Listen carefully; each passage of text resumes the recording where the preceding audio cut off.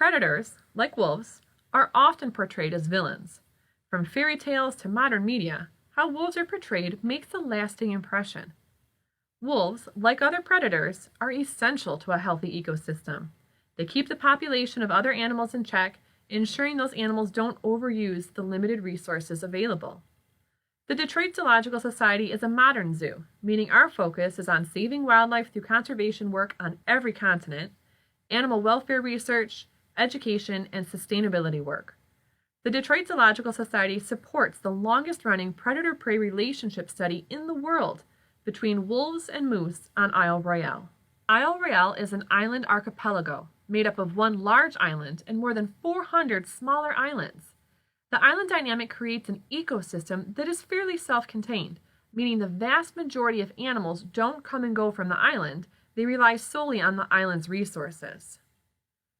Moose arrived on the island in the early 1900s. Wolves arrived on the island in 1948 by crossing an ice bridge that formed between Canada and the island. Wolves prey on snowshoe hares, beavers, and other small mammals on the island, but will often prey on moose. Wolves have to expend a lot of energy as they hunt.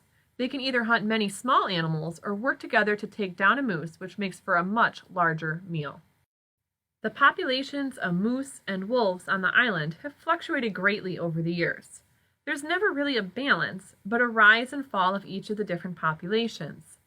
This graph shows how those numbers have fluctuated. Pay close attention to the numbers. There are many, many more moose than there are wolves on the island if you look at the sides of both the graphs. If the moose population goes unchecked, they could deplete the island of some plants, like balsam fir trees. During the summer, moose eat a lot of aquatic plants, but when the wetlands freeze over in the winter, they rely on other sources of food, like fir trees. They'll eat the young, small trees as they're easy to reach. However, if there are too many moose, they will eat too many of the young balsam trees, so there won't be enough new trees to replace the ones that grow old and fall. Eventually, there won't be enough food on the island for the moose, and they won't be able to survive the winters. Their population will crash.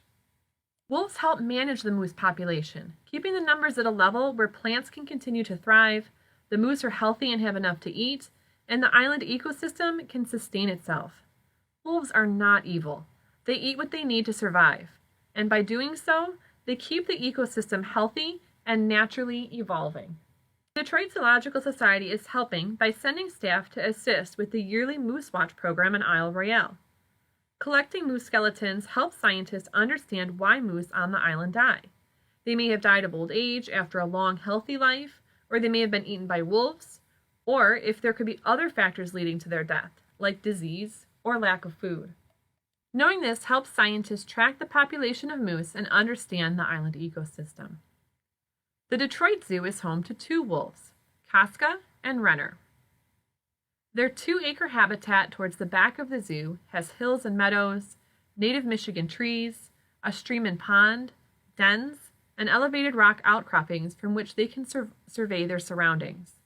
The opportunity for our community to see the wolves in this expansive habitat and learn about their importance in the ecosystem is part of the Detroit Zoological Society's commitment to celebrating and saving wildlife.